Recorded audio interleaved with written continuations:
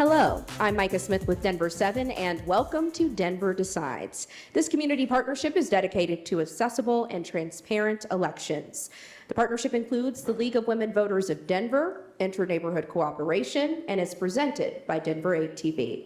Before we begin, we would like to extend a special thank you to our hosts for today's event, the Cherry Creek North Neighborhood Association and the 6th Avenue United Church of Christ.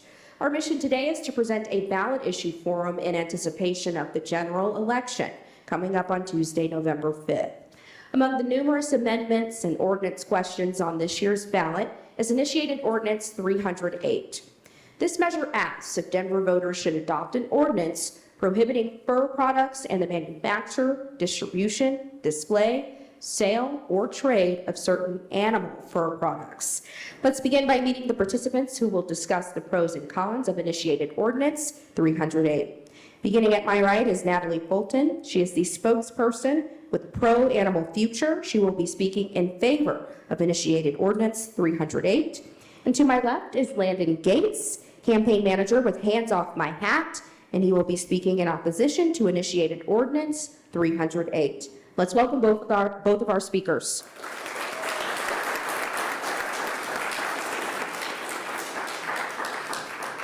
We will begin with 1-minute opening statements from both speakers. Ms. Fulton, you are up first, speaking for initiated Ordinance 308.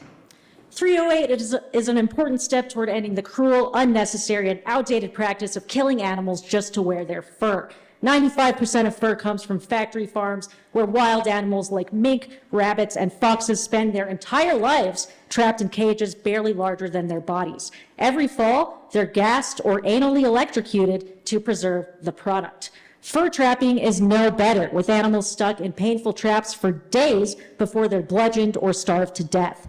All this for a vain fashion statement that only rich people can afford. 71% of Americans oppose killing animals for their fur. It's banned in over 25 countries and many cities across the U.S., including Boulder. Most voters I talk to are shocked that it's even still allowed to be sold in Denver and can't wait to vote against such egregious animal cruelty. Despite all this serious animal abuse, the best the opposition can muster is to complain about high-end cowboy hats. And now the opening statement from Mr. Gates, speaking against ballot-initiated Ordinance 308.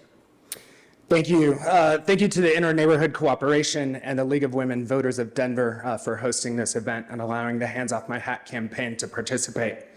This ban seems simple on its face, but in reality, it is an attack on our Western heritage, our traditions, and our city's brand.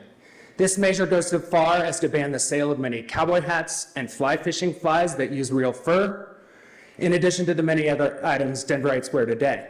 From custom hat makers to the local fly shop, this measure will impact many small businesses in our city.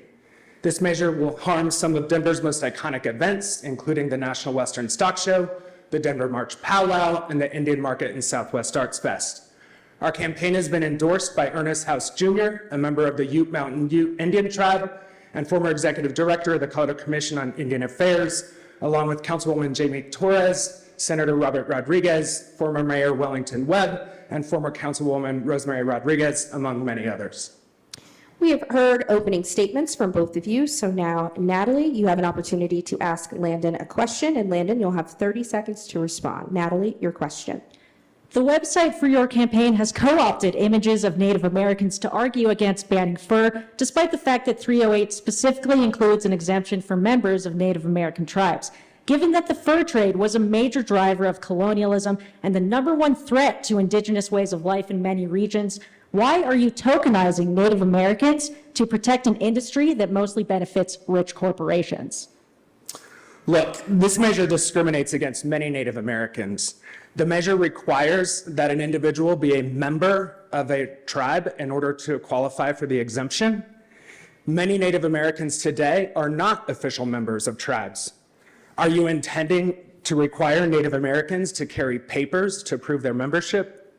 Are you intending for someone to police the purchases to make sure that the item they're buying is going to qualify for one of the allowed uses? It appears that this group is the one that wants to decide who is Native American enough. Okay, Okay. Now, Landon, you do have an opportunity to ask Natalie a question, and Natalie, you'll have 30 seconds to reply. Great. Did you do an economic study on how this measure will financially affect the Native American community, the National Western Stock Show, and small business owners? And if so, what were the results of that study? In the modern world, killing animals for fur is always cruel and unnecessary. As far as the Western Stock Show, most vendors there don't even sell fur, and many people I talk to are shocked that it's even part of the conversation. They will be completely fine, as well as the other stores that sell fur, like Neiman Marcus and Louis Vuitton. I don't think they're going to be going out of business. We crafted the Native American exemption with the help of Caleb Begay, a community organizer and member of the Navajo Nation. Fur factory farming disrespects wildlife, which is why many Native Americans in Denver support 308. And let's continue with the direct questions from our speakers for another round. Landon, you will start off this round. Another question for Natalie. And as before, Natalie, you'll have 30 seconds to reply. Great. Your campaign's financial disclosures suggest that your campaign is largely funded by a secret dark money group, Pro Animal Future, that doesn't disclose its donors. Will you commit to disclosing all of Pro Animal Denver's and Pro Animal Future's donors to the clerk today, just like the rest of us have to?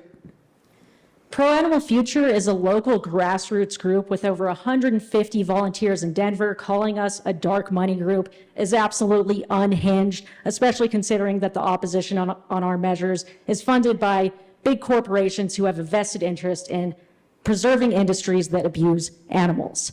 I am not the funding person. I will try my best to get all of the funding out in the open so people can stop attacking us with this ridiculous claim. And now, Natalie, another question for Landon. Landon, you'll have 30 seconds for your response. Modern technology has made it completely unnecessary to kill animals for fur. The fur industry is environmentally devastating, much worse than faux fur, since the animals eat and emit waste. Today, fur products are unnecessary luxuries, and polling shows most voters agree that it's time to leave fur behind. Do you think animals are objects, or do you just not care that they suffer? I grew up on my grandparents' ranch. I know what it takes to raise and care for animals. But this ban discriminates, it hurts our local businesses, and sends an unwelcome message to the thousands of attendees, exhibitors, and vendors at the stock show, the powwow, and the Indian market. Think about it. The National Western Stock Show generates $171 million in annual economic activity. Our fly fishing community generates $500 million in economic activity and supports nearly 3,300 jobs right here in the Denver metro area. Thank you, Landon.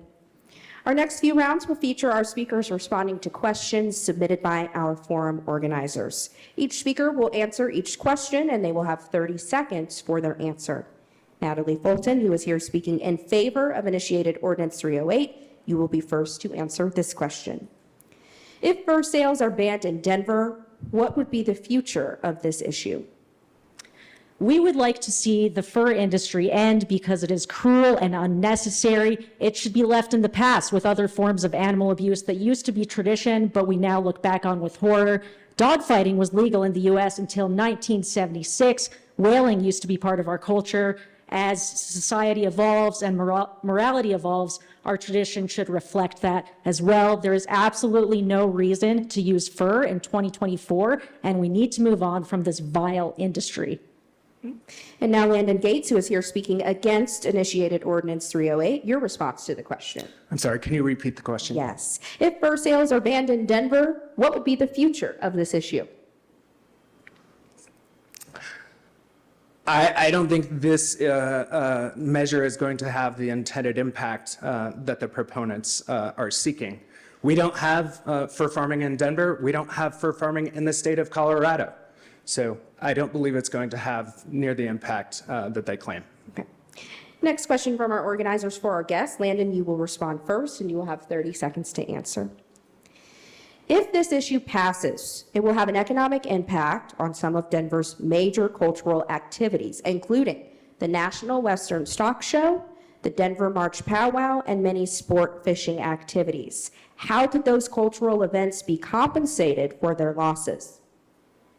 They won't. Did you want to expand upon that? No. Okay. And Natalie, your response to the question.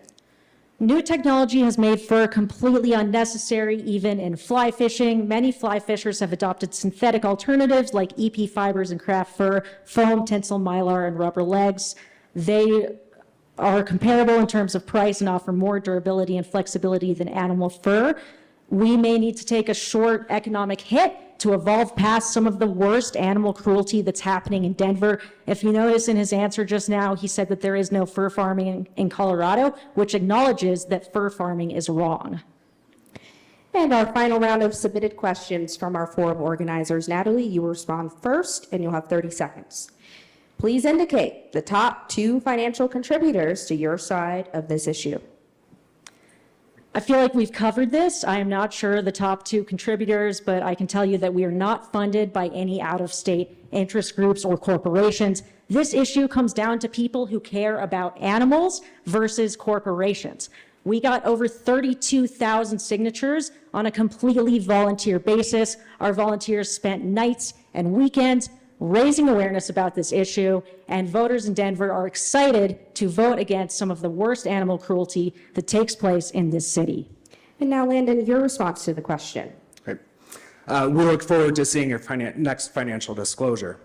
Our top 2 contributors to the No on 308 campaign is the National Western Stock Show, because they're going to be one of the entities that is greatly impacted by this. We have a number of other individuals, Stanton Dodge, Jeff Keller, community leaders that don't support this type of cancel culture. They respect our traditions, our heritage, and our culture. They know the importance of the National Western Stock Show and the powwow and the Indian market and other events. And that brings us to the end of our questions. So now, on behalf of the forum organizers, we would like to thank both of you for your participation in this forum.